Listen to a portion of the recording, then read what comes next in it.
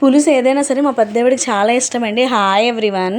బెండకాయ పులుసు, చేపల పులుసు, గుడ్డు పులుసు ఇలాంటి పులుసులు ఏవైనా సరే చాలా ఇష్టంగా తింటారు. ఈరోజు ఏదో వర్క్ మీద బయటికి వెళ్ళాలి, అందుకనే హాలిడే పెట్టారు.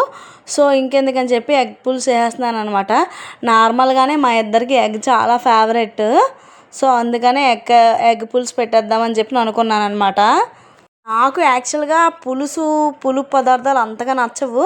బట్ మా ఆయనకి పులుపు పదార్థాలు ఏవైనా సరే చాలా ఇష్టం అనమాట. నేను అసలు పెళ్ళి కాకముందు మా అమ్మకి అసలు ఎగ్ పులుసు పెడతానంటే అస్సలు ఒప్పుకునేదాన్ని కాదు. మా ఫాదర్కి నచ్చదు, నాకు నచ్చదు. కానీ ఏం చేస్తాను, ఇప్పుడు మా పెద్దవిడికి ఇష్టం కాబట్టి నేనే పెట్టాల్సి వస్తుంది.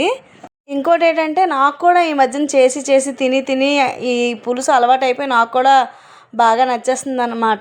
ఇంకో విషయం ఏంటంటే నాకు కొంచెం వర్క్ కూడా తగ్గుతుంది. నార్మల్గా కర్రీ ఏమైనా చేస్తే పప్పు రసం పక్కన చేయాలి కన్ఫామ్. కానీ అలా ఏం కాకుండా పులుసు అయితే ఒక్క కూరతోనే తినేయచ్చు అనమాట. సో నాకు పని తగ్గుతుందని చెప్పి ఇంకా ఇది అలవాటు చేసేసుకున్నాను నేను. ఇంకా ఎగ్ పులుసు ప్రాసెస్లోకి వచ్చేసరికి ఎగ్ వేయించుకోవాలి. వేయించిన ఆయిల్లోనే చిన్న పీసెస్గా చేసిన ఆనియన్ పీసెస్ అండ్ అలాగే టమాటా ఆనియన్ ప్యూరీ వేసుకున్నాను. అది బాగా వేగిన తర్వాత అల్లం వెల్లుల్లి పేస్ట్ కూడా వేసుకొని వేయించుకున్నాను అనమాట. అది వేగిన తర్వాత ఉప్పు, కారం అలాగే ధనియా పౌడర్ యాడ్ చేసి కొంచెం బెల్లం కూడా వేసేసుకొని చింతపండు పులుసు ఉంటుంది కదా, అది వేసేసుకున్నాను అనమాట.